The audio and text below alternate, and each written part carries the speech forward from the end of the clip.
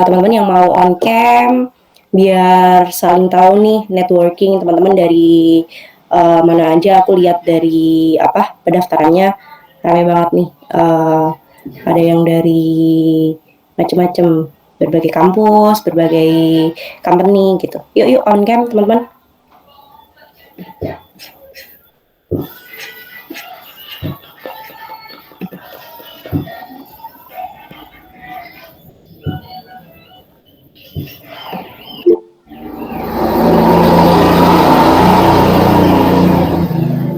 Oh, I see. Kata Adit biasanya nggak bisa on cam. Oke, nggak apa-apa. Yuk, yang lainnya yuk. On cam. Ditunggu.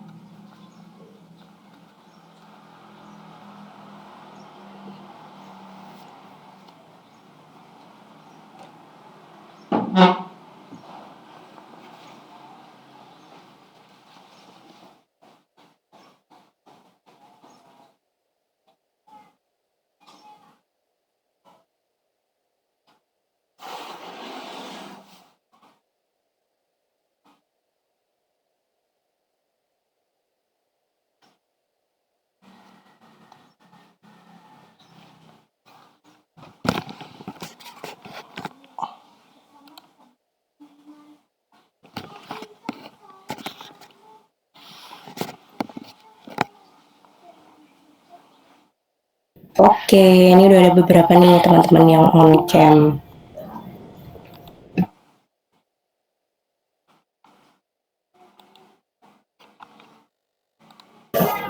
Halo Mas Nanda, suaraku sudah kedengeran Mas Nanda? Sudah, Mbak. Oke. Ini Mas Nanda juga dari Sandek ya teman-teman. Silahkan Mas Nanda kalau mau dimulai dulu.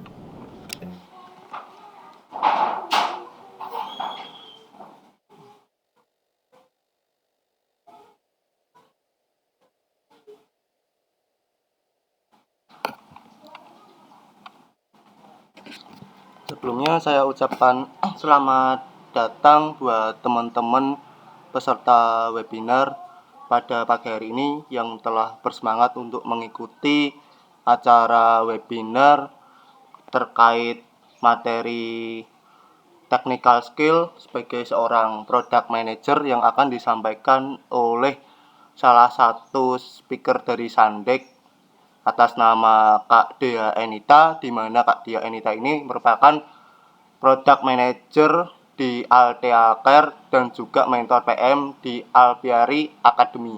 Jadi silahkan buat teman-teman nanti ambil ilmu sebanyak mungkin dari apa yang disampaikan oleh Mbak Dea. Apabila nanti ada yang memang belum paham ataupun ada sesuatu yang ingin ditanyakan, silahkan nanti ditanyakan di sesi tanya jawab, dan silahkan kumpulkan pertanyaan sebanyak mungkin agar teman-teman bisa mendapatkan materi yang mungkin kalian harapkan dari apa yang telah kalian ikuti webinar ini dari awal kalian ingin mendapatkan materi terkait technical skill sebagai seorang product manager, silahkan ambil ilmu sebanyak mungkin. Nah, webinar ini gratis atau free, sehingga nanti di akhir tidak ada sertifikat peserta. Jadi tidak ada sertifikat peserta. Yang perlu ditekankan di sini sifatnya adalah sharing session ilmu yang akan diberikan oleh Mbak Dia untuk teman-teman sekalian. Jadi kalian di sini dapatnya ilmu dan juga networking. Jadi nggak ada namanya sertifikat peserta nantinya. Seperti apa di situ saya tekankan lagi. Kemudian untuk webinar kali ini nanti akan dipandu langsung oleh Mbak Dea Enita, dan untuk materi-materinya nanti akan sesuai dengan kebutuhan industri, karena yang menjadi speaker kali ini juga seorang product manager yang cukup berpengalaman di dunia industri, yang nantinya harapannya teman-teman dapat memetik semua ilmu ataupun sebagian ilmu yang mungkin bisa bermanfaat untuk teman-teman sekalian yang memang kedepannya ingin menjadi seorang product manager. Seperti itu untuk webinar kali ini dilaksanakan pada hari Minggu tanggal 18 Juni 2023 secara online atau secara daring. Kemudian untuk webinar kali ini silahkan buat teman-teman bisa mempersiapkan diri untuk buku catatannya apabila nanti ada sesuatu poin-poin yang mungkin bisa teman-teman catat, mungkin bisa jadi suatu catatan yang nantinya bisa dipelajari kembali setelah webinar kali ini. Dan untuk webinar kali ini akan direcord dan nanti akan di-share di grup Telegram Sandek. Di sini saya record. Silahkan buat teman-teman yang belum follow Instagram Sandek dan juga gabung grup Telegram Sandek bisa gabung di situ, karena nanti untuk recordnya akan di-share di situ. Dari saya mungkin seperti itu selaku pembawa acara ataupun di sini sebagai moderator. Untuk selebihnya nanti akan dipandu langsung oleh Mbak Dia selaku speaker pada webinar kali ini. Untuk itu waktu dan tempat Mbak Dia saya persilahkan. Oke, terima kasih ya Mas Nanda untuk pembukaannya hari ini, teman-teman. Itu udah komplit banget apa yang disampaikan oleh Mas Nanda ya. Sebelumnya yuk teman-teman yang bisa on cam silahkan on cam. Jadi kita bisa saling tahu nih, walaupun daring, walaupun online ya, kita bisa saling lihat kayak gitu. Tadi beberapa udah ada yang ini juga ya, beberapa ada yang on cam juga. Nah, sebelum aku mulai, Mas Nanda bisa di record dulu, Mas Nanda. Nah, ini udah ada beberapa nih yang on cam. Ada Mas Trio, ada Mbak Alivia. Yuk, tadi Mbak Rini juga on cam. Yuk, on cam. Sip. Sila yang cewek ambil jilbabnya dulu. Yang cowok sisiran ganteng dulu kali ya. Jadi bisa on cam kayak gitu. Gak apa-apa. Sambil aku buka banget loh teman-teman, walaupun kalian sambil minggu-minggu ya mager tiduran gitu, aku membuka itu. Jadi biasanya kalau yang ikut webinar sama aku, kalian mau sambil makan sambil minum itu is okay, nggak masalah ya kayak gitu. Nah, sebelum aku perkenalan diri dulu, aku penasaran nih sama teman-teman yang ada di sini. Ada yang mau ini dulu nggak, kenalan dulu, apa masih kuliah, terus apa udah kerja, apa dari mana? Yuk, aku mau dua orang kenalan. Yuk silahkan, siapa yang mau, boleh raise hand atau boleh langsung open mic. Siapa aja boleh.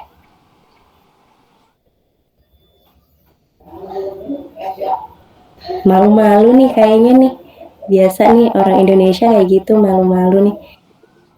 Nah boleh, yuk. Oke, selamat pagi teman-teman semua. Perkenalkan, nama saya Alivia Rizkyana, teman-teman bisa panggil saya Ana. Di sini saya statusnya bekerja di perusahaan startup dan diamanahi posisinya sebagai project management dan sekaligus rangkap jadi product manager di Sivinore Inovasi yang kantornya ada di Semarang. Terima kasih atas perkenalannya. Oke, salam kenal ya. Panggilannya Mbak Alivia, Mbak Nana. Ana, bisa dipanggil Ana. Oke, halo Mbak Ana. Selamat Mbak Anita. Halo. Terus next nih, mau satu lagi. Ini udah kerja, satu lagi siapa? Boleh resen? Ih, pada malu-malu nih.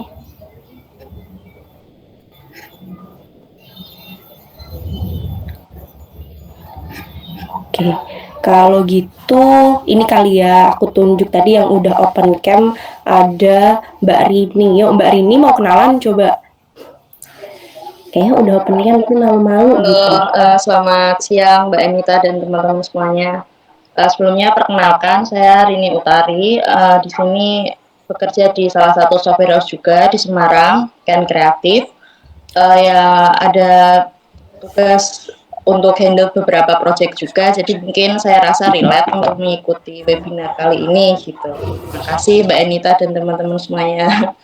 Oke deh, udah 2 orang ya yang kenalan.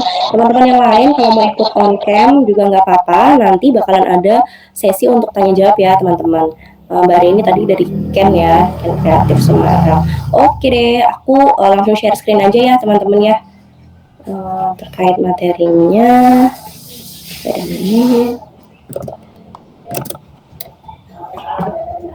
Yes.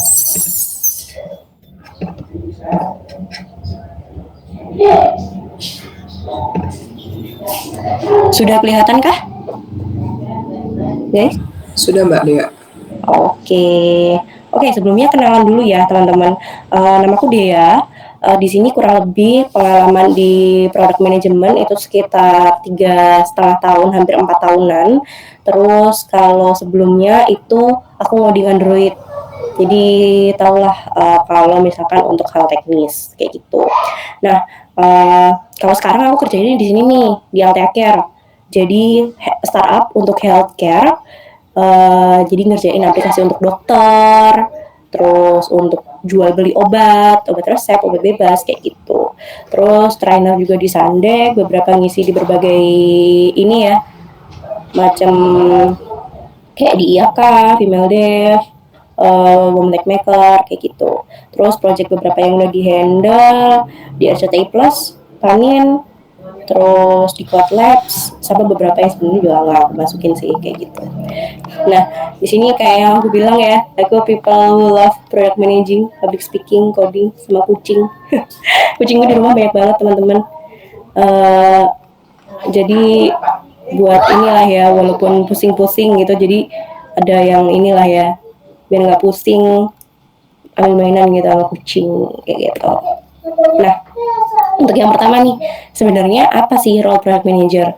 Nah, tadi itu beberapa ada yang udah tahu ya kalau di sini ada beberapa yang udah jadi PM gitu, tapi beberapa juga masih banyak nih peserta yang masih kuliah yang baru tahu nih, baru masuk sebenarnya itu apa sih PM gitu. Kalau ibaratkan nih kita lagi rafting nih, open trip, arung jeram kayak gitu ya. Nah, di situ misalkan di sini ada mas-mas nih yang ada di tanda panah nih, yang di sini misalkan lagi open trip, mas-mas di tanda panah ini dia anggap aja kayak pemimpinnya gitu ya. Nah, kalau lagi rafting dia itu pemimpinnya. Nah, mas-mas yang berani buka open trip ini dia itu sebelum buka open trip untuk orang-orang lain pasti dia kan harus tahu dong ada apa aja di sungainya, ada nggak di situ air terjun yang tinggi banget yang bikin bahaya raftingnya, terus ada nggak batu-batu gede yang memungkinkan dia itu orang untuk kecelaka di situ. Nah, sebelum bikin dia open trip dia kan harus solo rafting dulu nih yang ada di sini. Nah, proses solo rafting ini sama kayak PM. Nah, si PM juga harus tahu hulu sampai hilir pengembangan aplikasi. Nah, kalau mas-mas yang buka open trip ini, dia itu harus tahu hulu sampai hilir sungainya itu kayak gimana. Sama kayak PM. PM itu harus tahu hulu sampai hilir pengembangan aplikasinya. Kayak gitu. Jadi dia harus research dari awal, brainstorming sama stakeholder, baik bisnis, C-level, marketing, operasional, CS, dan masih banyak lagi. Jadi PM itu harus tahu nih dari hulu sampai hilir pengembangan aplikasi. Kayak gitu teman-teman. Nah, terus perannya PM ini apa nih? Nah, kalau dulu nih ya, ini aku source-nya ambil dari Atlassian, itu kalau dulu PM itu harus tahu UX, tech, sama bisnis. Nah, kalau sekarang PM itu harus tahu semuanya nih, kayak gurita gitu ya. harus tahu tech, UX, bisnis, harus research, marketing, data, dan masih banyak hal yang lainnya. Dari sisi operasional harus tahu, dari sisi manapun harus tahu. Nah, PM itu di tengah-tengahnya. Nah, kalau di sini aku ibaratin inian ya, gurita yang senyum dikit, tapi di tangannya itu banyak banget ini loh, banyak banget responsibility. Jadi banyak banget tanggung jawab, kayak gitu. Nah, jadi PM-nya itu ada di tengah-tengahnya, kayak gitu. Nah, terus nih, next. Kalau misalkan kayak gitu, harus gimana dong? Apakah PM harus menguasai banyak elemen? Kayak avatar gitu ya, kuasain banyak elemen. Nah, sebenarnya teman-teman kalau misalkan membahas soal banyak elemen yang harus dikuasai product manager atau yang harus dikuasai PM, si avatar ini kalau kita ngomong kan dia menguasainya satu-satu ya. Pertama dia menguasain elemen udara dulu, dia udah tahu kan elemen udara dulu gitu. Nah, sama kayak PM, kamu yang masih belum tahu, masih buta nih soal PM, itu tuh harus tahu dulu nih hal base-nya. Kayak misalkan aku base-nya dari tech, jadi aku taunya tech. Kamu dari luar Indositrek misalkan kayak gitu ya. Kamu awalnya itu kuliahnya apa ya, bioteknologi misalkan gitu. Nah, kamu udah tahu nih operasional di bioteknologi. Dan kamu memungkinkan untuk bekerja di PM di industri-industri yang ada hubungannya sama mungkin kesehatan, bioteknologi, kayak gitu.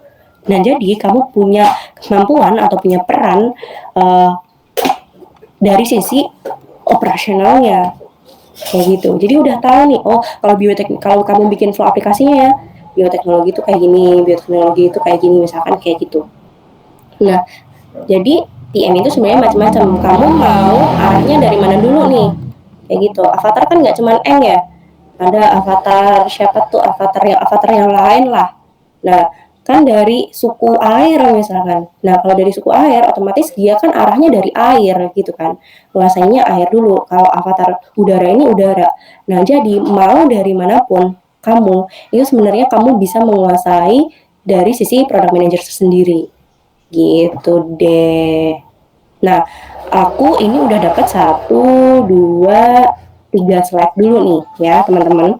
Nah, dari sini dulu aku udah mau buka sesi pertanyaan dulu. Ada mau pertanyaan dulu kah dari 3 slide ini? Boleh raise hand, boleh.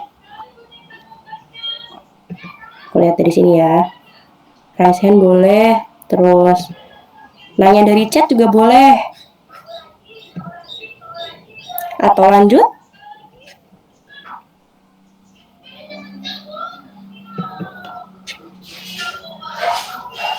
Ini lanjut aja Mbak. Oke, sip. Lanjut dulu ya.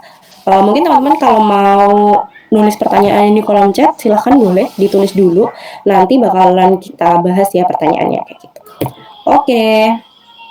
Terus jawabannya kayak gimana? Kalau misalkan PM itu apakah bisa kayak langsung kayak avatar gitu nguasain semua elemen? Jawabannya tidak ya Bunda. PM itu bukan avatar, PM itu kayak manusia biasa. Makanya yang aku bilang tadi, kalian base-nya dari mana dulu nih?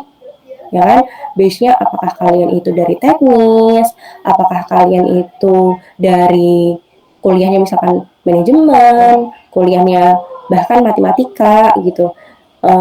Dulu studenku juga ada nih, dia kuliahnya pertanian kayak gitu. Terus dia pengen jadi PM yang ada hubungannya sama aplikasi pertanian kayak gitu. Apakah itu bisa? Jawabannya iya bisa kayak gitu. Nah, terus gimana dong kalau mau jadi PM gitu? Kalau kata Aldi Taher ya, Lord Aldi Taher, semua manusia di muka bumi itu bingung gitu. Jadi kalau nggak bingung baru di surga gitu ya. Jadi gimana nih kalau jadi PM gitu? Untuk entry level pasti kalian bakal bingung. Kayak bahkan ketika kalian udah ngejalanin project aja, kalian bingung nih. Developer mau dibikin gimana ya? Flow-nya mau dibikin kayak gimana ya? Kayak gitu. Pasti ada bingungnya. Atau bahkan entry level sebenarnya PM ini apa sih? Kayak gitu. Mungkin ketika kalian daftar ini baru pertama kali nih tahu dan dengar apa itu PM atau product manager kayak gitu. ngapain sih PM gitu. Nah, kalau mau jadi PM nih, teman-teman harus tahu dulu nih, kalian mau jadi PM yang gimana? Satu, technical PM atau non-technical product manager. Nah, kita bahas dulu ya, yang pertama ya, technical product manager. Nah, kalau technical product manager, kalian wajib bisa coding. Kenapa aku bilang wajib bisa coding? Karena kalau udah technical product manager, kamu tuh udah harus ada di level dimana kamu itu harus bisa review code-nya programmer. Jadi ketika programmer coding, tek coding gitu ya, kalian udah harus bisa atau wajib bisa untuk review code mereka. Code-nya bagus, code-nya enggak, kayak gitu. Atau kalian jadi non-technical product manager. Ini nggak bisa ngoding, tapi kalau misalkan kalian bisa ngoding itu jadi nilai plus, kayak gitu.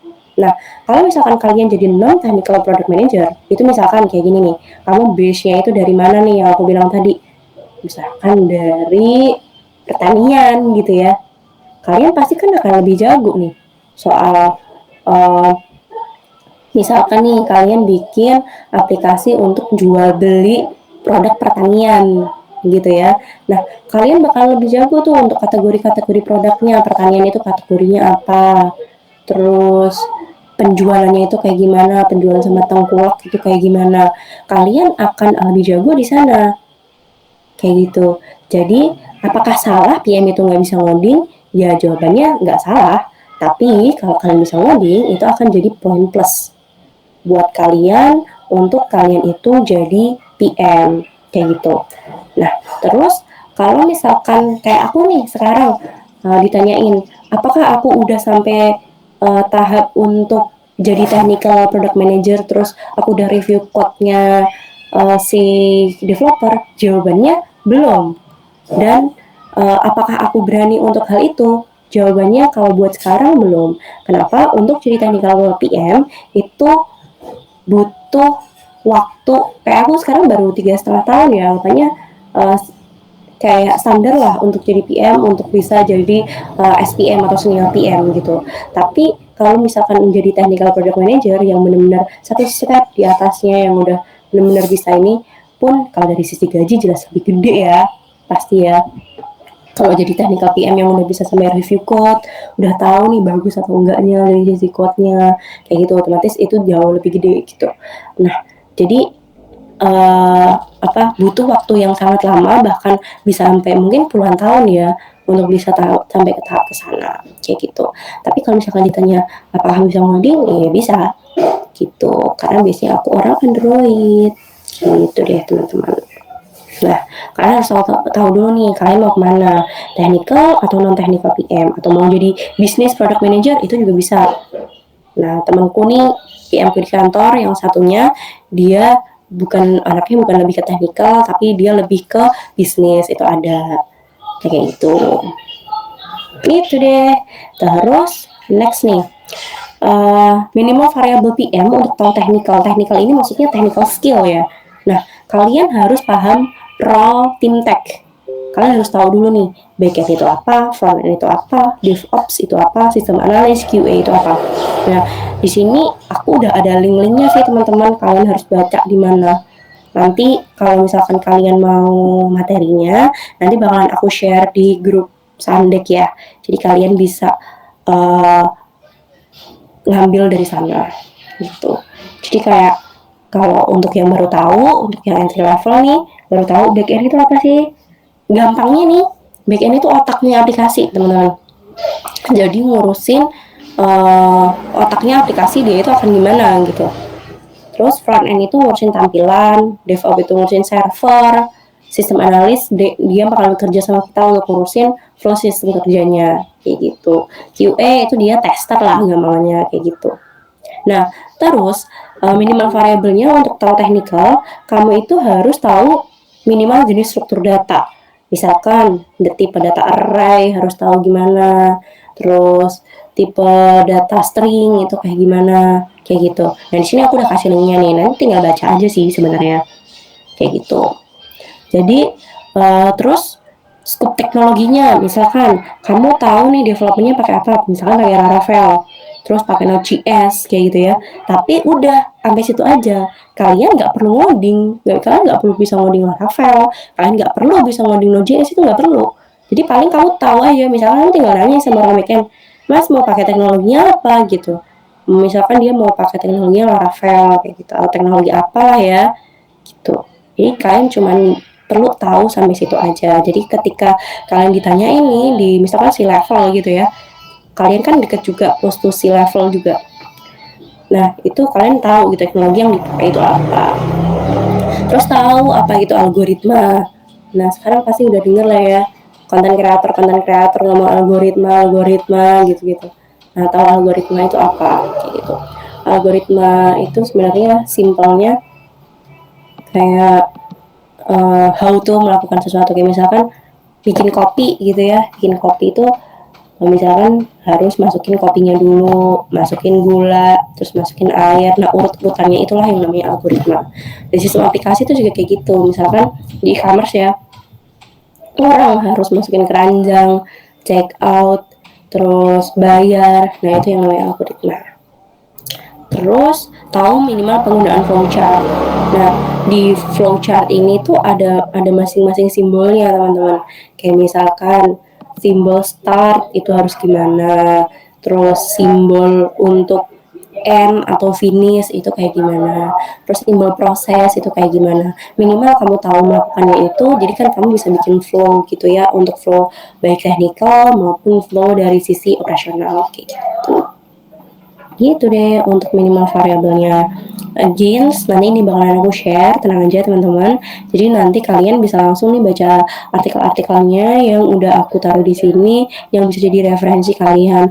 Kalau kamu mau bisa technical, kalau dari sisi PM harus gimana, itu nanti tinggal dibaca aja gitu. Nah, terus sekarang pro sama consnya. Kalau kalian tahu hal-hal terkait technical, nih ya, pro-nya nih. Satu, kamu bisa tahu nih kapan dev itu ada masalah coding sehingga kamu bisa bantu. Nah misalkan nih ada error gitu. Aku pernah nih ada real case ya. Developerku tuh error Google Maps gitu, error Google Maps-nya. Nah terus pas di situ solve-nya kebetulan lumayan lama. Nah terus aku bilang ya udah deh coba nanti aku bantuin gimana dapetin maps-nya gitu. Terus aku bikin new project di Android, waktu itu kebetulan Android ya, jadi aku bisa bantuin Android. Terus udah ternyata masalahnya ada di Google Maps-nya kayak gitu. Nah jadi isu solve-nya akan lebih cepat gitu. Dan yang pertama, yang kedua, kamu tuh nggak bisa dibohongin sama developer nakal terkait timeline pengembangan aplikasi. Ada loh teman-teman developer yang misalkan nih bikin login page misalkan gitu.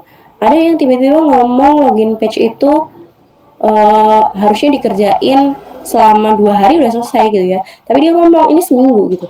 Kalau kamu nggak tahu terkait teknikal yang minimal variabel tadi, ya kamu bakalan diiniin, kamu bakalan iya aja gitu. Padahal bisa itu tuh 2 hari gitu. Jadi ada developer nakal yang ngebohongin timeline kayak gitu. Padahal sebenarnya timeline itu misalkan gampang gitu, bisa diselesaikan dalam waktu yang cepat, tapi dia mau santuy gitu ya. Nah kayak gitu. Nah terus komunikasi sama tim teknis itu lebih efektif. Nah kalau misalkan kamu itu tahu komunikasi sama tim dev, misalkan nih orang back end gitu ya, kalian udah tahu nih struktur data. Biasanya tadi kan di sini kan ada nih aku bilang nih, kamu tahu jenis struktur data gitu ya. Orang back end itu biasanya banyak banget bahas soal struktur data, minimal lah kalian tahu dikit. Nah kalian itu nanti bisa tahu nih struktur data itu akan gimana.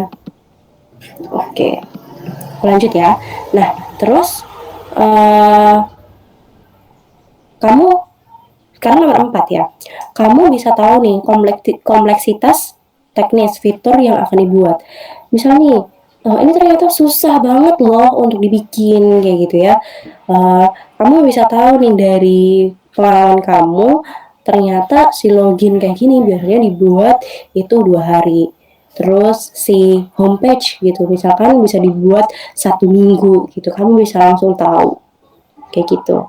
Terus yang kelima, kalian bisa tahu nih masukan sama saran untuk kesulitan yang berkaitan sama hal teknis. Kamu bisa kasih masukan nih, baiknya lu gini deh kayak gitu.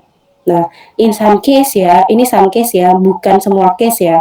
In some case, kamu itu gak dianggap omdo.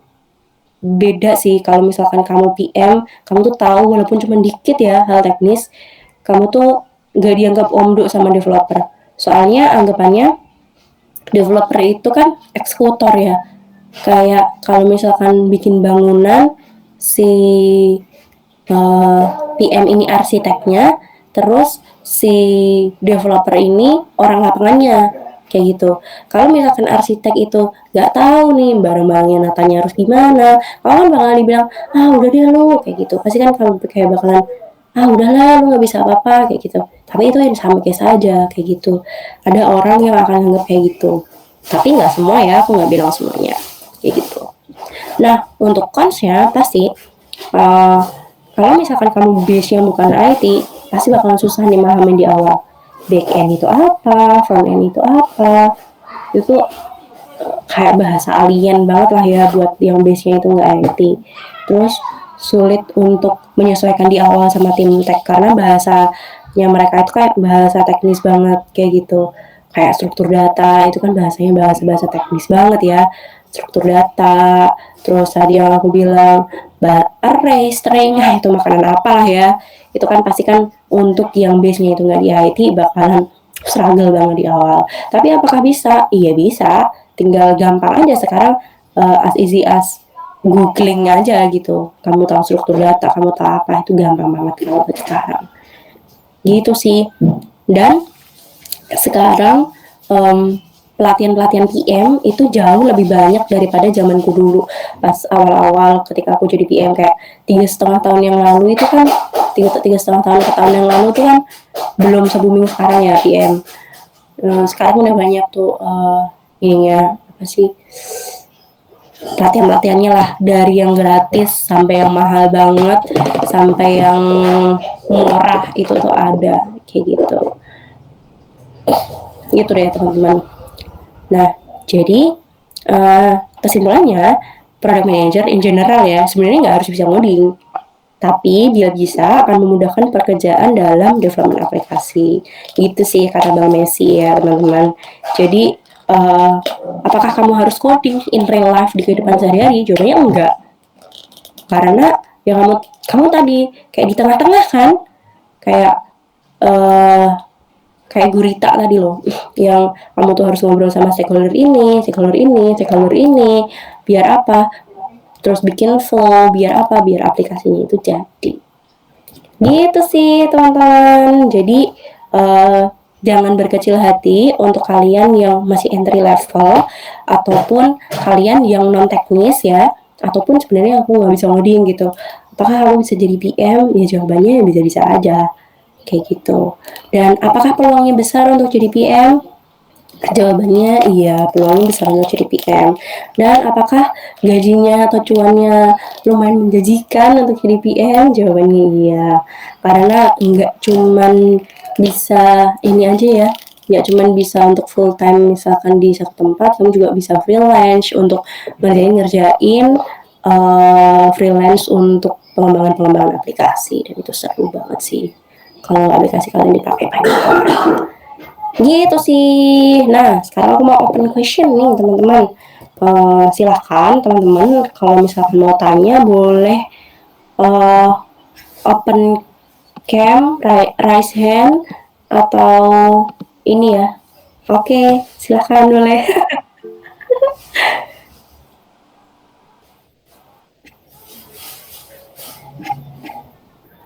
Aku manggilnya siapa nih? RMD.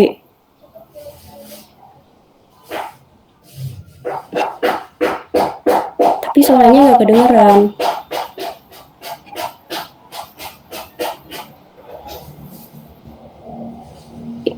Voice-nya nggak masuk sih.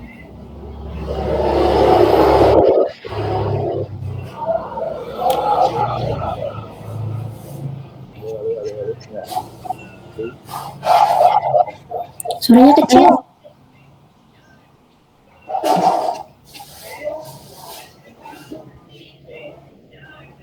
Oke, mungkin bisa diinin voice-nya dulu ya. Aku ke yang tadi siapa nih, raise hand yang kedua, Emma.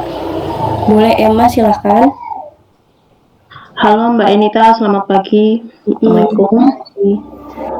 Mbak, sebelumnya perkenalkan nama aku Emma. Aku saat ini sebagai freelancer project manager sih sebenarnya. Cuman di sini aku juga penasaran untuk job desk product manager itu skopnya dari mana sampai mana ya Mbak? Oke. Terus tools yang biasanya dipakai itu apa aja? Oke. Terima kasih. Sama-sama. Oke, Emma. Halo, selamat kenal Emma. Kalau yang pertama ini ya Emma, skupnya gini, product manager sama project manager itu sebenarnya close tuh, tapi kerjaannya sebenarnya berbeda.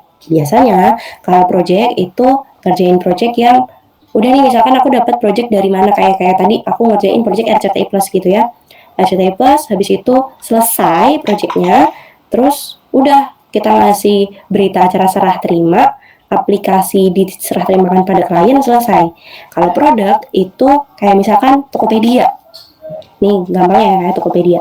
Nah, Tokopedia ini dia bakalan terus dikembangin kayak gitu ya. Jadi skopnya dia akan terus menerus ngobrol, misalkan suatu waktu dia research, ngobrol sama seller kayak gitu, ngobrol sama seller masalahnya itu di mana, terus itu ngobrol sama tim operasionalnya gimana, masalahnya ada di mana aja. Habis itu dia bikin requirement yang namanya PRD atau Product Requirement Documentation. Nah, Product Requirement Documentation ini akan jadi bahan nih buat siapa? Buat developer. Untuk apa? Untuk bikin si aplikasi ini. Nah, jadi terus-terusan nih kalau product manager, kalau project manager itu per project kayak gitu. Nah, jadi kebetulan aku juga ini sih freelance juga, itu di Azura Labs di Semarang. Jadi kadang ngambil proyekan dari Azura. Kemarin aku terakhir dapat di Gotoko.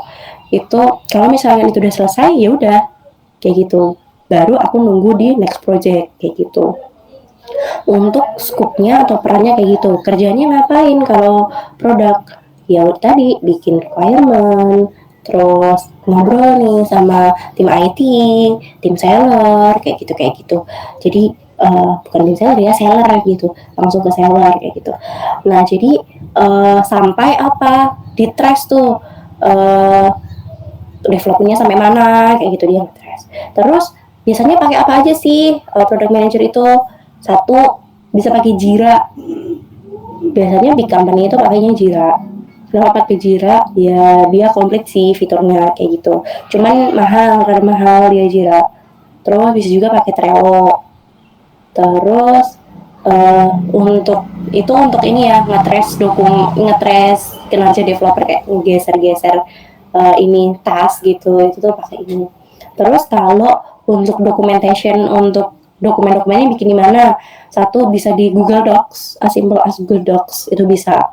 Terus pakai Confluence, kalau aku pakainya Confluence, atau kadang pakai Notion juga.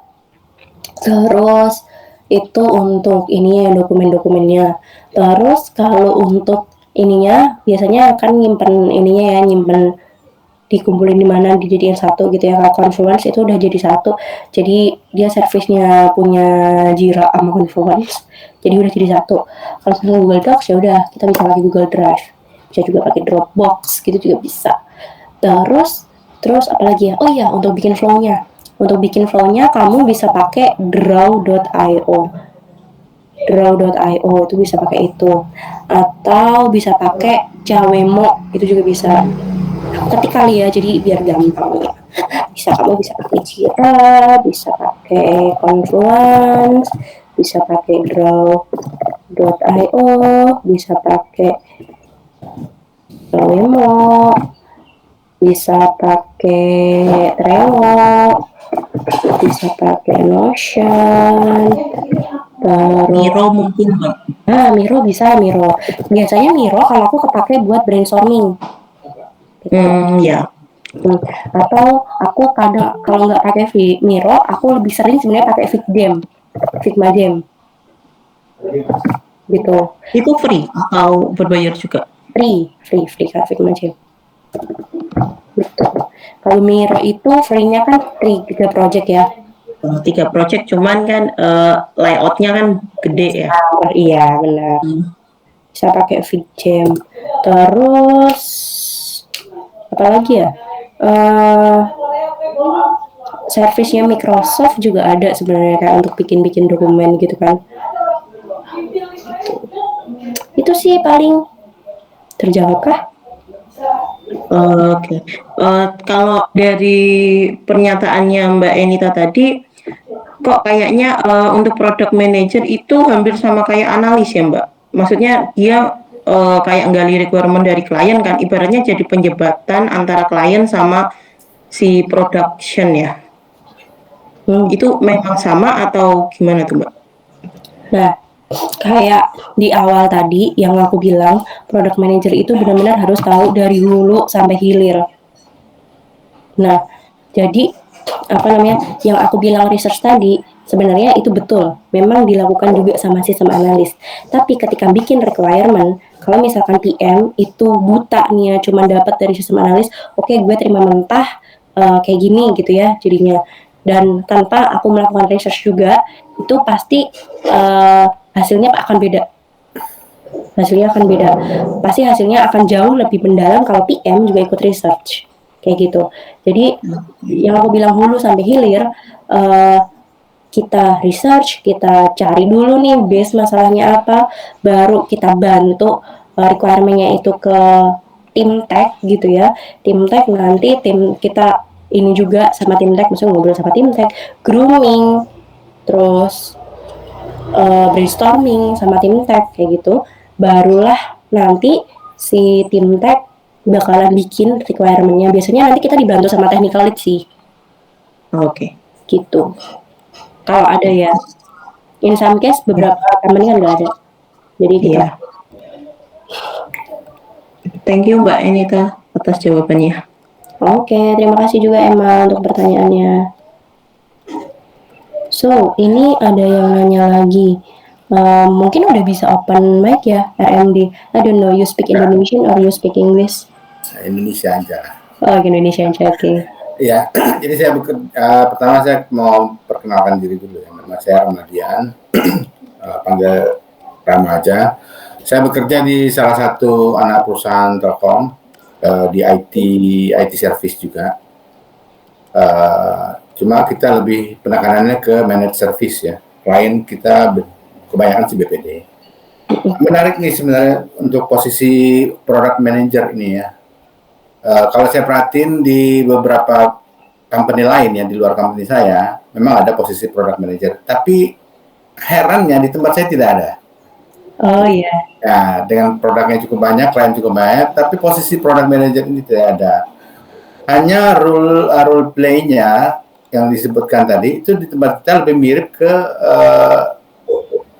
di timnya project manager gitu.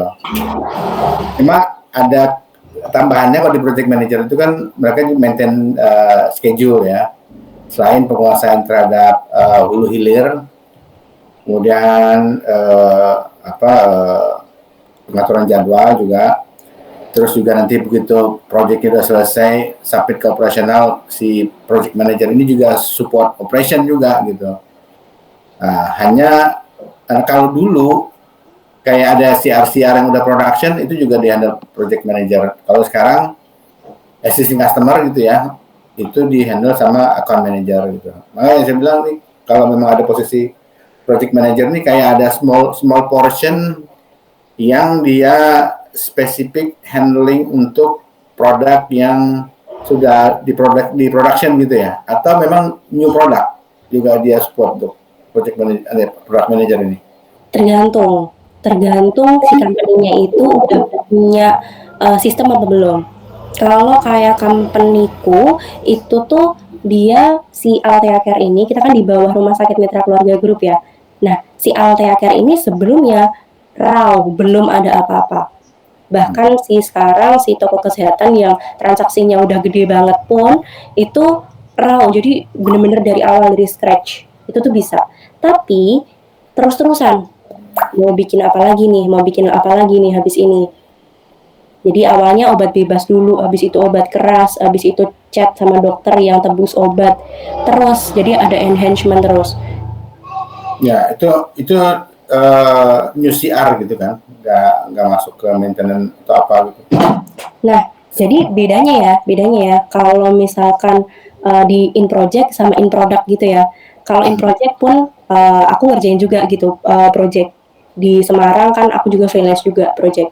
Kalau jatuhnya kalau produk itu tuh sama kayak you name Tokopedia misalkan ya. Tokopedia itu sebutannya mereka bukan CR pasti.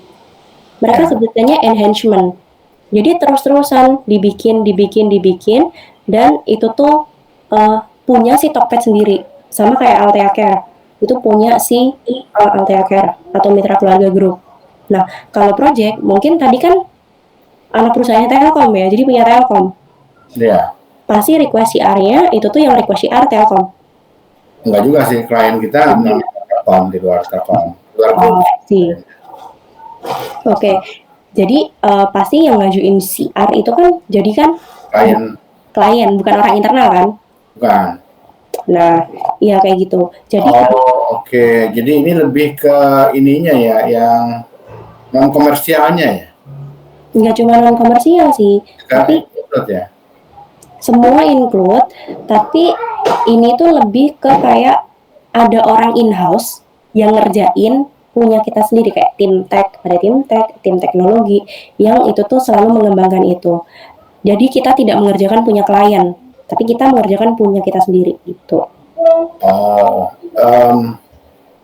Berarti lebih fokusnya tuh lebih ke kebutuhan internal gitu ya? Iya betul, kebutuhan internal. Jadi kita ngerjain bener-bener semua punya sendiri. Mau itu jadinya jelek, mau itu jadinya bagus, mau itu revenue-nya jadi jelek, revenue jadi bagus, ya itu si product manager yang bakalan ini.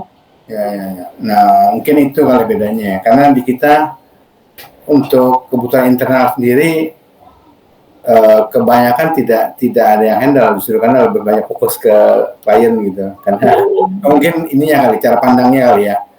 Lebih fokus ke revenue gitu, jadi akhirnya kebutuhan internal sendiri pun jadi tidak tersupport gitu. Ya mungkin di situ kali bedanya.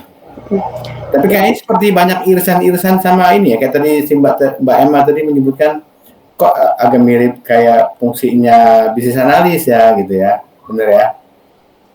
Bener. Sekarang tuh PM tuh bener-bener kayak kita kayak di tengah-tengah gitu. Jadi kita tuh ngehubungin semua stakeholder. Jadi misalkan yang aku bilang tadi, irisannya kayak misalkan aku mau bikin nih kayak di tempatku ya misalkan toko obat gitu, toko kesehatan. Nah, pasti aku bakalan research juga di kompetitor.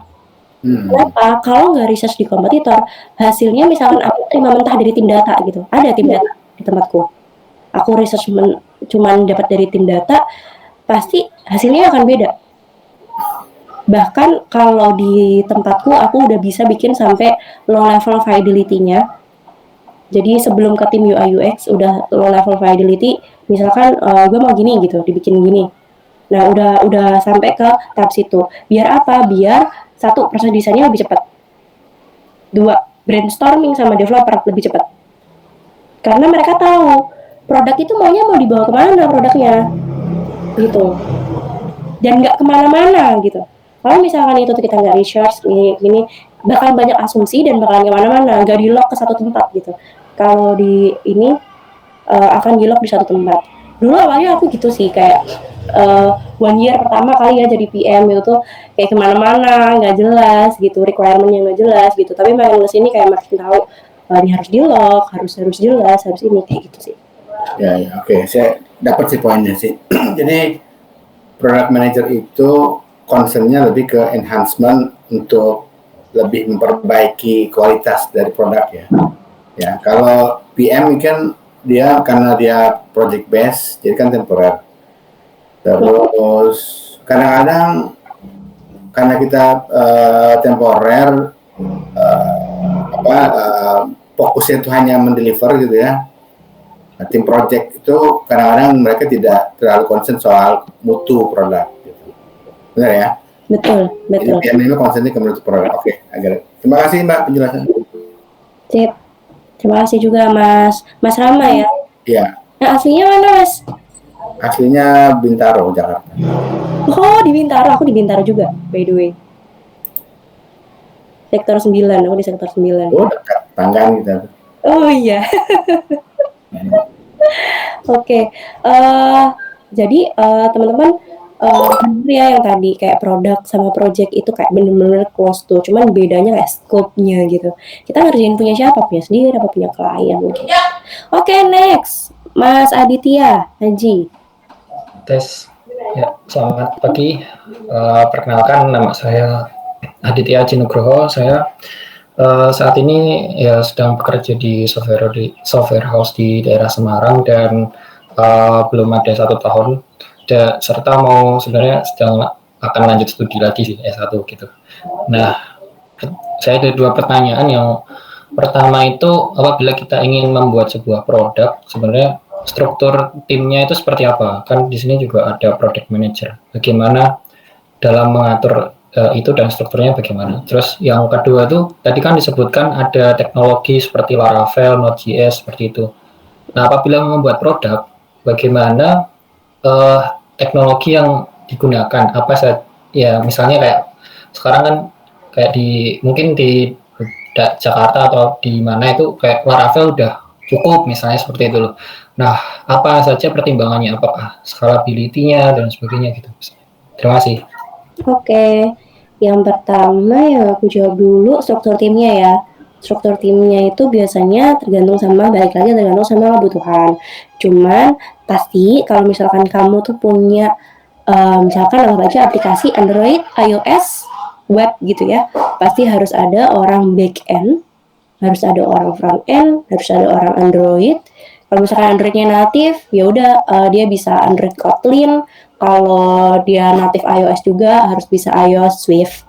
Kalau misalkan kalian maunya requirement dari kantornya itu dia maunya hybrid, ya jadi orangnya itu harus Android iOS misalkan React Native ataupun Flutter, misalkan kayak gitu. Terus kalau orangnya yang lain harus ada QA, jadi yang ngetes. Terus harus ada, kalau di tempatku sih nggak ada sistem analis ya sebenarnya, makanya jatuhnya nanti ada tim data gitu. Nah, in some company itu ada sistem analis. Terus ada juga yang namanya backend DevOps. DevOps itu yang ngurusin server biasanya. Terus apa lagi ya? Kalau untuk company-company yang besar misalkan, itu tuh udah ada level kayak principal engineer gitu. Kayak principal engineer itu kayak ngurusin nanti base code-nya harus gimana, pakai teknologinya apa, itu yang ngurusin principal engineer biasanya. Nah, terus kalau teknologinya pakai apa? Biasanya tergantung projectnya apa. Project lanjutan kah atau project yang baru dibangun dari scratch dari awal. Kalau project atau produk-produk lanjutan, misalkan kerja di Tokopedia gitu ya, pasti kita lanjutin si projectnya si Tokopedia pakai teknologi apa gitu. Kalau bikin dari base atau dari case, tergantung lagi timelinenya gimana. Nah, kalau timelinenya itu mepet, ya kita harus pakai teknologi yang teknologi yang paling mudah dilakukan oleh developernya. Kayak gitu.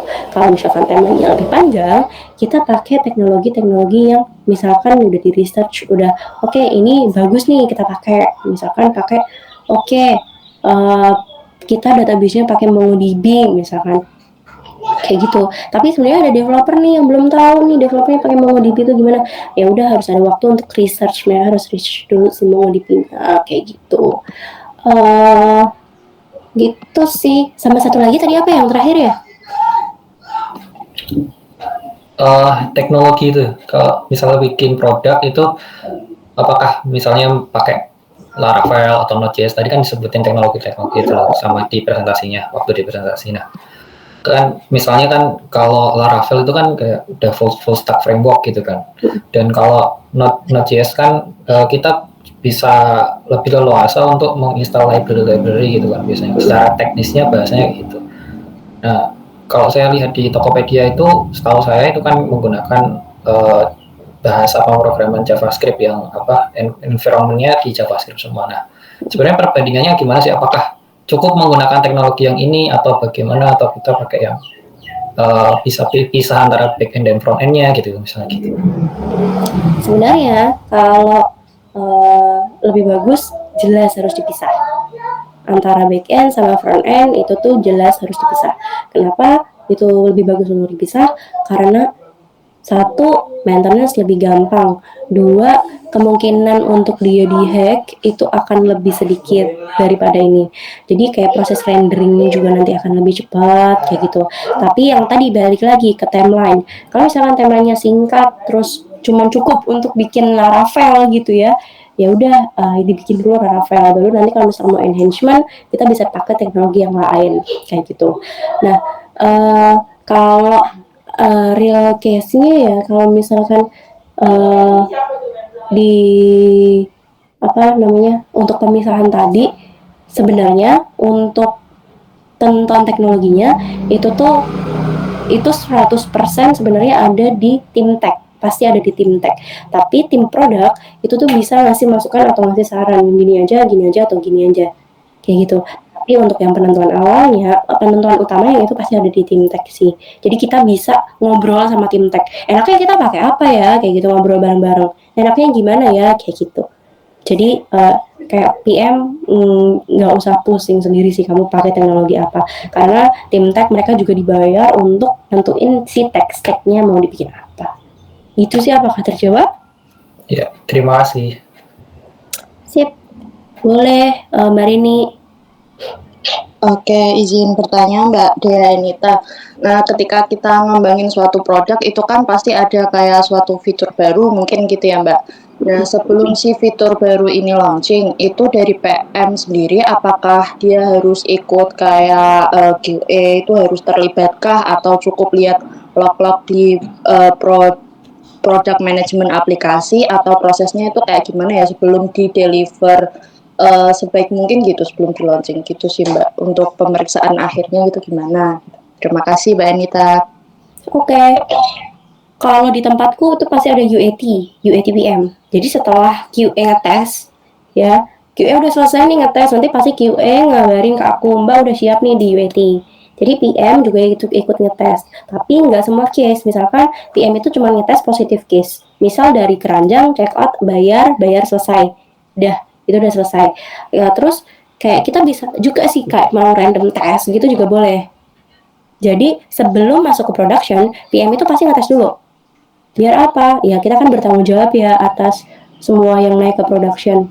Ya kalau misalkan ternyata masukin keranjang, terus check out ternyata nggak bisa bayar, ya itu kan salah kita juga gitu. Kenapa nggak ngecek dulu? Kayak gitu sih. Jadi ada yang namanya UAT. Begitu kalau di PM. Sebelum itu. Oke, terima kasih Mbak. Oke, aku tambahin dikit untuk teknisnya ya. Biasanya ya teknisnya UAT itu bisa kayak bareng-bareng kita meeting sama si tim QA untuk ngetes bareng-bareng, itu bisa. Atau kalau misalkan kita bisa ngetes sendiri dulu gitu, misal di aplikasi kita. Makanya dari dulu aku selalu membiasakan diri untuk jadi jatuhnya aku punya Android, punya iOS, terus itu tuh kayak kebutuhan gitu loh, kayak aku punya sendiri gitu. Gitu sih. Oke, sama satu lagi boleh nggak Mbak? Boleh. Nah, misalkan ketika kita develop tuh kayak ada pembagian sprint gitu nggak ya Mbak? Nah, misal kayak sprint 1 nih mau rilis fitur ini dulu misalnya. Nah, itu setiap ngerjain di per sprint ini apakah kayak ada technical meeting selalu atau mingguan sama tim dev, itu kayak gimana sih koordinasinya Mbak gitu yang efektif? Pasti ada. Misal anggap aja sprint 1 kita ngerjain login gitu ya, gampang, anggap aja login sama register gitu. Nah, di login sama register itu tuh pasti ada meeting dulu nih, grooming sama developer. Biasanya nih aku real case aja ya. Biasanya di sprint tempatku tuh 2 minggu. Nah, jadi nanti sebelum 2 minggu waktu start ini, sebelumnya kita ada yang namanya pre-grooming sama grooming. Pre-grooming jelasin dulu nih PR-ku. Oke, aku mau bikin login sama register. Login sama registernya gini, misalkan loginnya harus pakai Google, harus pakai Facebook, misalkan gitu ya. Ada acceptance kriterianya tersendiri. Aku jelasin tuh ke mereka maunya gini. Grooming maunya gini. Nah, pas grooming itu nentuin poin ini development. Misalkan butuh waktunya itu berapa lama untuk developmentnya kayak gitu tuh di situ. Dah. Terus start sprint. Biasanya start sprint aku tuh antara hari Senin ataupun hari Rabu itu tuh biasanya udah start sprint. Nanti di situ ada sprint planning kayak bagi-bagiin tuh. Kayak tadi tuh kalau aku sama technical lead ya. Jadi ini sama technical lead, nanti technical lead bakalan bantuin untuk breakdown tasnya di sini Jira itu ke developer bawahnya. Kayak gitu. Nah, udah habis itu nanti end of week biasanya kita tuh hari Jumat kayak jam 2 gitu. Hari Jumat jam 2 kita ada weekly meeting. Buat apa? Buat sprint review. Nge-review, show and tell. Progresnya sampai sini loh, kayak gitu. Itu biasanya di hari Jumat, kalau jam 2 gitu. Nah, end of minggu kedua, biasanya mereka udah jadi semua nih, ya kan.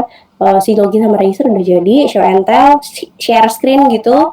Share screen, terus si jadinya tampaknya tuh kayak gimana login sama registernya kayak gitu. Barulah minggu selanjutnya ini QA ngetes sampai mana, terus habis itu QA udah selesai gitu baru masuk ke production. Tergantung sih kalau tergantung fiturnya. Kalau fiturnya itu kayak login register doang misalkan tadi ya belum bisa rilis, ya udah nanti next stepnya kayak gitu lagi, nanti kayak gitu lagi. Kalau udah nanti biasanya kita rilis. Kalau rilis ya yang penting dari Jumat aja sih. Oke, siap-siap. Last sih, Mbak. Itu progresnya itu disampaikan ke stakeholder itu berarti kayak tiap hari kah atau mungkin mingguan kah atau ya sampai fitur ini selesai mungkin bisa sampai 3 minggu atau 1 bulan kayak gitu, Mbak. Aku berkala sih biasanya. Kayak stakeholderku itu kan farmasi ya. Jadi aku ngomong sama orang farmasi misalkan, Mbak, ini aku udah mau mulai development untuk fitur ini gitu. Jadi nanti kira-kira 2 minggu lagi fiturnya itu selesai gitu. Nah terus 2 minggu lagi aku ngabarin lagi, Mbak ini fiturnya udah mau selesai, udah siap di UAT. Kalau misalkan mau nyobain juga boleh kayak gitu. Terus udah sampai selesai rilis, kan udah sesuai gitu sama ekspektasi gitu ya. Ya udah nanti biasanya Hamin 2 atau Hamin 1 itu kayak bikin sosialisasi sama tim operasional. Sistem kita yang diganti ini tambahannya ini. Kayak aku share screen kayak presentasi sama mereka kayak gitu sih. Oke. Baru rilis. Oke, siap, Mbak. Terima kasih banyak nih Mbak Anita udah mau share banyak hal. Yes, terima kasih juga sudah ikut join. Sangat membantu. Oke, ada lagi? Tadi ada yang di chat ya kayaknya ya. Halo Kak, mohon maaf saya tidak bisa pakai mic dan on cam. Bertanya karena kondisi dan mau izin bertanya apa entry level berisi apa saja. Terima kasih. Doni, ada di sini nggak nih Doni? Masih di sini nggak? Nanti aku jawab, nanti nggak ada lagi.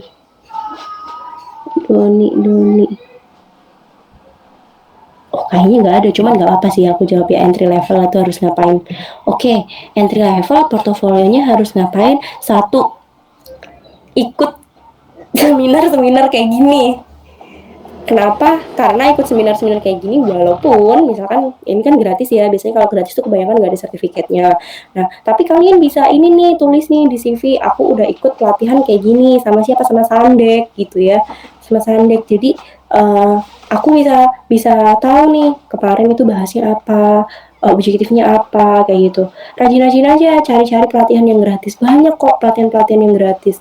Kayak aku kan juga ngajar di Apiari juga banyak banget itu yang gratis kayak gitu. Jadi cari-cari aja gratis. Biar apa? Biar bisa dimasukin ke CV, biar bisa dimasukin ke portofolio. Jadi portofolionya juga cantik kayak gitu. Nah terus habis itu portofolionya coba aja misalkan gini nih, kamu bikin mini project.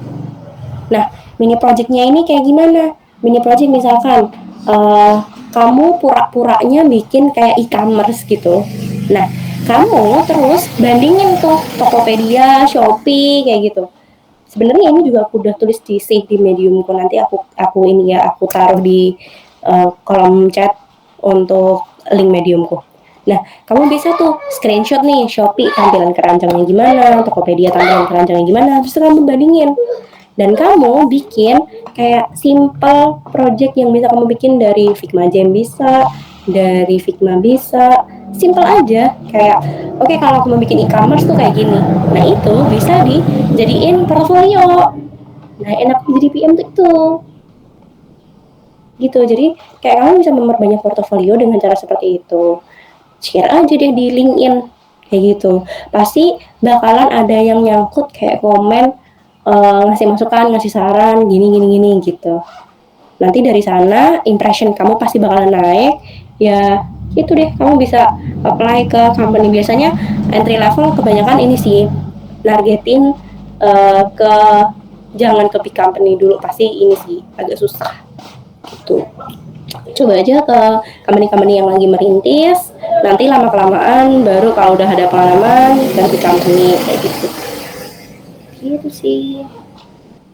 Oh ya, ini ya kayak yang di chat Mas Nanda, kalau teman-teman ini bisa ngisi feedback ya teman-teman, feedback monthly training 3 ini. Terus ini ada nih dari Pak Cengs. Mau open mic gak nih Pak Cengs? Boleh mau open mic?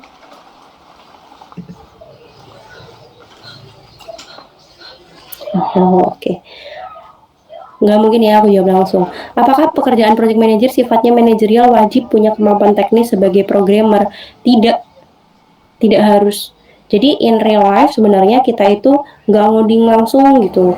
Jadi tapi kalau misalkan bisa teknis itu akan sangat membantu kayak tadi tuh kayak di PPT ku kayak pro sama consnya, kayak misalkan kita nggak dibohongin sama developer untuk timeline kayak gitu. Terus kita bisa bantu kalau misalkan solve bug-nya itu lama kayak gitu sih. Gitu deh. Oh oke, boleh. Olivia, silahkan. Halo Mbak Enita, makasih udah dikasih kesempatan untuk nanya. Ini kebetulan saya di Sivinor Inovasi sebagai PM non teknis ya. Jadi kan PM ini kan seperti penjelasan sebelumnya, jadi penjembatan antara user dengan tim yang ada di dalam internal perusahaan kita gitu kan ya. Ya berkaitan dengan teknisnya maupun bisnisnya dan segala hal yang ada di dalam internal lah ya. Nah, kadang saya ini ada kendala nih, Mbak. Kan saya kan bukan PM yang bagian teknis yang paham banget soal coding nih. Nah, kadang tuh bagaimana sih komunikasi bisa menjembatani antara user dengan teman-teman teknis. Seperti Mbak Enita tahu ya, biasanya rekan-rekan teknis kan bahasanya programmer banget ya. Dan itu kadang kita tuh mau membahasakan bahasa dari user ke teknis tuh agak sering miss gitu. Nah, ini gimana sih cara mengatasinya Mbak Emita gitu? Minta tolong sharingnya ya Mbak. Makasih Mbak. Oke. Sama kayak aku tadi, yang pertama pasti aku bakalan diem dulu, then oke. Ini misalkan kalau di tempatku apalagi ya jebatannya itu benar-benar dokter, ya kan? Dokter tuh ini banget kan, bahasanya dokter-dokter banget kan, sama orang-orang teknis yang bahasanya alien banget gitu, ya kan? Nah, aku pasti bakalan pakai kayak perumpamaan, sama kayak di PPT ku tadi nih. PPT ku tadi itu kan aku pakai gini kan, soalnya aku lihat dari database peserta banyak banget yang entry level kayak masih kuliah kayak gitu ya. Nah, jadi aku biasanya kayak perumpamaan kayak PM itu dia sebagai orang yang punya usaha rafting, punya usaha arung jeram gitu ya. Terus habis itu dia harus arung jeram sendiri dulu biar tahu tempat-tempatnya itu kayak gimana. Nah, sama nih kayak kalau sama orang-orang operasional sama orang-orang teknis gitu. Paling enggak kita tahu dulu nih yang aku taruh di sini tadi. Nah, walaupun kita non technical PM, minimal kita tahu dulu nih struktur datanya. Nah, kalau kita udah tahu struktur datanya, kita bisa jembatani antara bisa pakai perumpamaan gitu ya. Misal ada tipe data teman-teman yang namanya ini nih aku ketik ya. Ada tipe data yang maksudnya tipe data string. Nah, kalau misalkan kita itu nggak tahu tipe data string, pasti kita kan nggak bisa nih jembatani antara tim tech sama tim operasional misalkan gitu ya. Lah, tim tech ngasih taunya tim data string, lah tim operasional nggak tahu tipe data string itu apa, kayak gitu. Nah, kalau kita tahu, oh cara gampangnya tipe data string ini adalah ya udah kata-kata biasa yang ada tulisannya, misalkan tipe data string, misalkan data-data kayak data ada lagi ya, misalkan tipe data number. Nah, kalau number mah gampang ya, tahu. Kalau data string kayak data-data biasa aja, misalkan aku itu udah string. Kayak misalkan makan itu udah string. Segampang itu aja sebenarnya. Jadi kita harus tahu dulu minimal variabel yang harus kita kuasai, yang aku tuliskan di sini tadi. Kamu bisa baca-baca.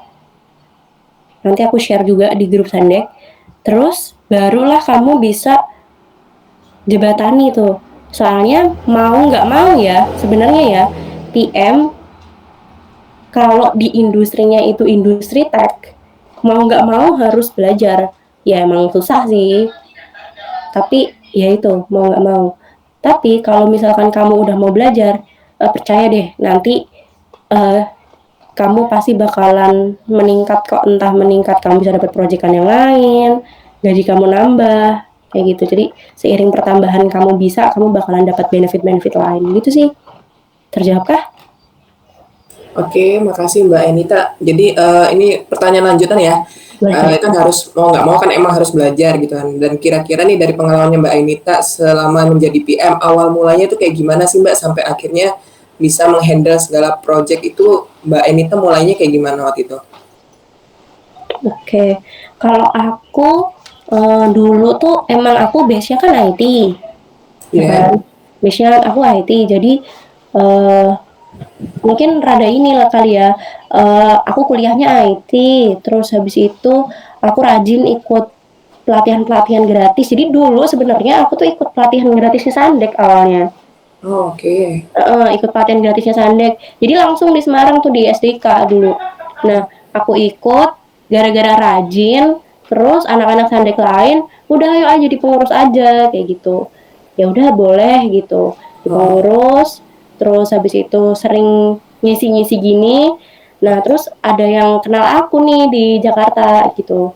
Terus ditawarin, mau nggak ngerjain di sini gitu. Ya mau. Nah, awalnya di situ. Jadi aku tuh selalu kalau misalkan mau nargetin sesuatu, misalkan nih kayak aku ngajar di apiari di sebelah ya, ngajar di apiari, kayak di situ kan udah benar-benar ini ya, udah benar-benar jatuhnya kalau PM untuk ikut pelatihan PM di sana itu emang mahal banget gitu, kayak minimal sekitar 11-10 jutaan. Nah, dulu tuh aku pengen di apiari itu ikut trainingnya doang. Nah, tapi dulu aku ikut pelatihan-pelatihan gratisnya apiari. Jadi setiap minggu ikut. Nah, setelah ketiga, keempat, terus aku pas kayak gini nih, acara kayak gini aku nanya. Jadi kayak jadi pemateri bakalan tahu nih ada yang namanya Dea ini ternyata PM juga. Terus di situ aku langsung ini nih, gimana sih caranya jadi trainer di apiari, aku bilang kayak gitu. Lah tiba-tiba aku dihubungin lewat WA. Caranya sama kayak gitu. Pun misalkan aku mau nargetin company baru, aku ikut acara-acara company itu, terus aku minta refer orang yang ada di situ. Caranya gitu aja, sama. Jadi dengan cara-cara dapat gratis, ya tapi itu tiap minggu kan aku merelakan waktuku ya. Iya. Itu. Ini kayak merelakan waktu untuk aku bikin materi, merelakan waktu untuk berkurang gitu ya, jadi dengan suami gitu sih. Oh, oke, makasih Mbak Emita. Ini maksudnya buat gambaran juga buat teman-teman yang mungkin masih kuliah kan nggak paham nih PM ngapain sih kan. Karena selama ini saya emang merangkap sih jadi product manager sekaligus jadi project manager gitu. Karena ini kan perusahaan startup dan itu masih minimalis banget ya orang-orangnya gitu kan, pekerjaannya harus ngerangkap-ngerangkap. Jadi ya untuk jawaban saya sih udah terjawab sih. Makasih Mbak Emita udah nge-share pengalamannya. Jadi ya sekarang kan enak ya, maksudnya banyak banget latihan gratis atau apa. Ikutin aja dulu, nanti lama-kelamaan kamu pasti dapat networking orang-orang di sekitar situ. Nanti udah tahu nih orang-orang di sekitar situ, orang-orangnya siapa aja, jadi kenal, jadi tahu. Siapa tahu suatu saat ketemu offline, ini Mbak ini ya, ini Mas ini ya, kayak gitu. Nanti lama-kelamaan networkingnya banyak. Tas bisa aja loh di suatu waktu tiba-tiba aku proyekan gitu sama Mbak Olivia atau Mas Rama gitu. Itu bisa aja terjadi dengan networking kayak gini. Itu bisa aja terjadi. Gitu sih. Jadi ya perbanyak ini aja lah aktivitas. Kayak Mas Nanda nih. Mas Nanda nih rajin banget sih ngikut-ngikut acara kayak gini ya. Guys, jadi emang CV-nya udah cantik banget sih Mas Nanda. Jadi kemungkinan untuk proyekan gitu juga banyak. Oke, sekarang Mas Aditya Bintang. Assalamualaikum warahmatullahi wabarakatuh. Perkenalkan nama saya Aditya Bintang. Saya sekarang kerja sebagai mobile developer di salah satu startup bekerja di bidang logistik gitu. Saya mau Mbak, kalau kerjaannya PM itu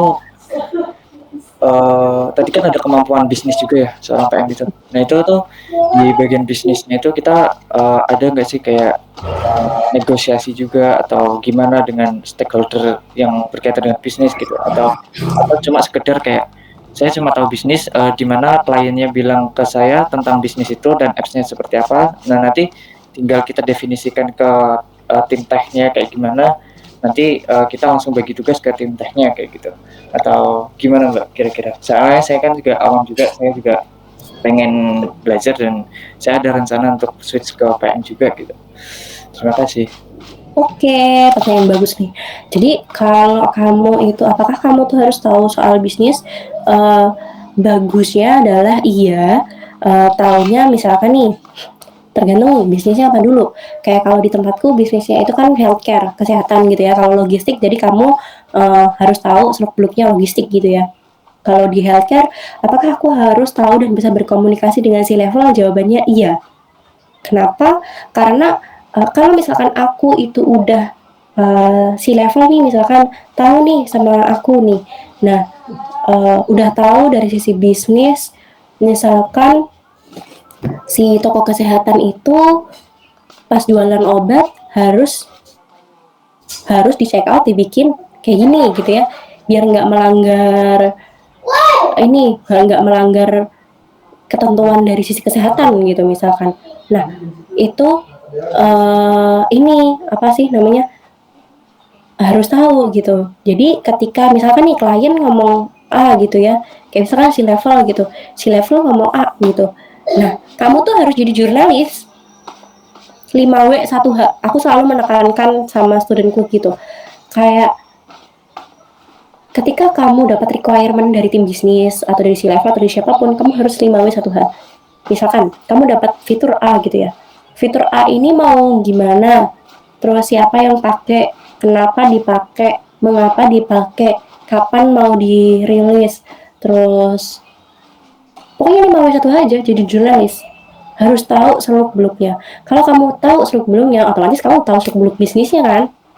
Baru bisa kamu translate ke requirement. Gampangnya ketika in real case ya, ketika langsung aku pasti ingat, oke 5W 1H, 5W 1H, 5W 1H. Walaupun si level, walaupun siapapun. Kayak gitu. Makanya pas aku presentasi bener-bener sama ini nih yang apa namanya, yang punya lah ya sama rumah sakit mitra keluarga, aku sampai dibilang, Dea, kamu sebelumnya kerja di mana? Kok tahu banget soal healthcare kayak gitu. Nah makanya aku tadi sebelum aku presentasi, sebelum aku ini, aku bakalan nanya ke orang-orang atau stakeholder terkait untuk ya itu gimana, kenapa, mengapa, kepo aja kepo. Gitu sih, Adit. Oke Mbak, makasih. Sip. Oke deh. Paling ini mungkin last question kali ya teman-teman. Ada yang mau nanya lagi kah?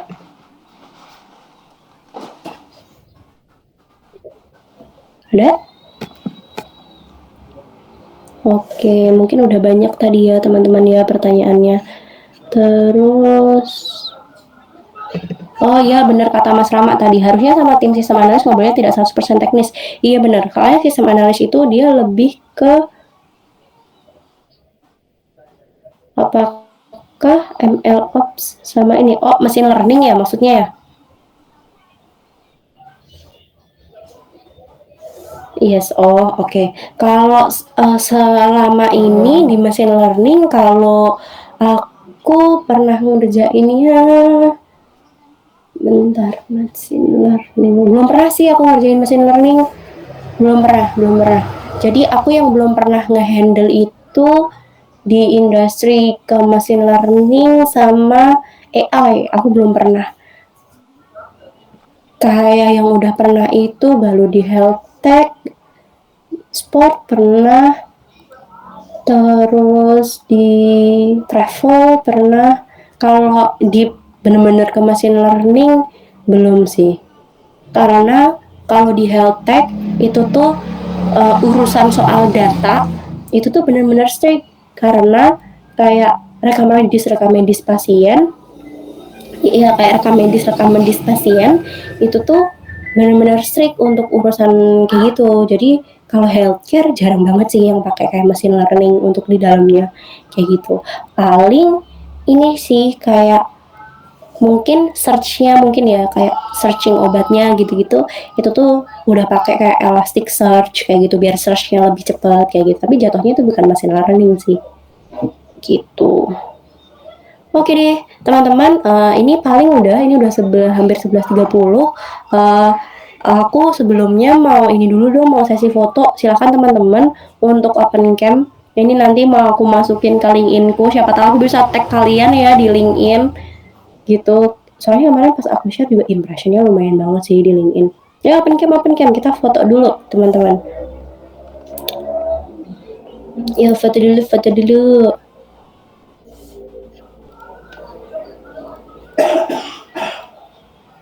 Nih tadi banyak nih yang mau open cam. Yuk Mas Rama, Mbak Emma, yuk. Nanda, ayo Nda, open cam dah.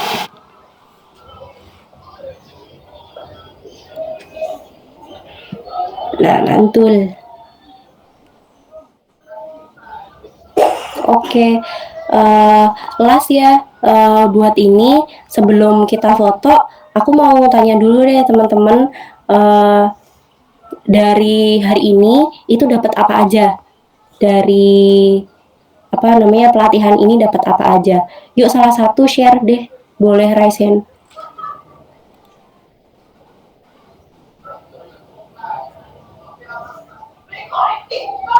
Ayo, siapa?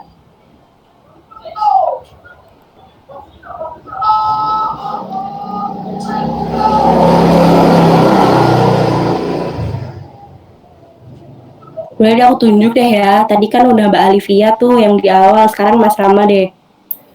Ya, jadi yang saya dapat hari ini mengenai product manager ya, saya jadi tahu kalau product manager itu fungsi utamanya itu lebih ke enhancement produk ya. Jadi untuk sebagai penyembatan antara user dengan tim penggembang. Mungkin seperti itu ya Mbak ya? Yes, tuh. Kira-kira nih kalau ada pelatihan-pelatihan lagi nih kayak gini dari Sandek, pengen ikut lagi nggak kalau relate nih pembahasannya nih Mas Rama? Boleh? Mantul nih ya. Oke teman-teman, thank you banget teman-teman. Thank you Mas Rama juga untuk ini recapnya dari hari ini. Undang lagi ya Kak Iya, nanti ini aja share, pasti bakalan di share kok di grup nanti apa namanya untuk materi-materinya dan juga apa namanya untuk next pelatihan kayak gitu. Semoga nanti banyak pelatihan yang lain ya. Oke, yuk open cam yuk teman-teman. Dan ini beneran open cam nih sekarang. Yuk tadi siapa nih yang mau open cam? Ini Mbak Rini, ayo open cam. Tadi Mbak Rini juga open cam. Terus, ini masih ada banyak banget nih. Mas Adit, udah, Mbak Alivia, Mbak Mega, Arimbi, Mas Bara, Mas Febri, Mas Hadi, Mas Jackson, Mas Ivana. Tadi Mas Kais gak bisa ya. Mas Riza atau Mbak Riza nih ya. Udah. Oke, udah lumayan banyak nih yang open cam. Yuk, siapa lagi nih yang mau ditunggu? Mas Adit nih mau open cam nggak, Mas Adit? Mbak Emma juga. Oke. Oh, nggak ada camnya. Oke. Mas Rama hilang open camnya.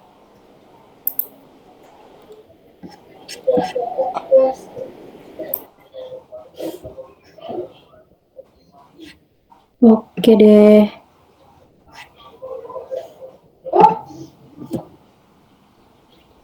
Aku ini ya, aku screenshot ya teman-teman. Mas Rama nggak mau open cam? Salam jalan-jalan Indonesia. Maaf kak, camnya lagi rusak. Oke. Ya udah. Yuk. Aku screenshot ya teman-teman. 1, 2, 3. Oke. Wait, tunggu sebentar.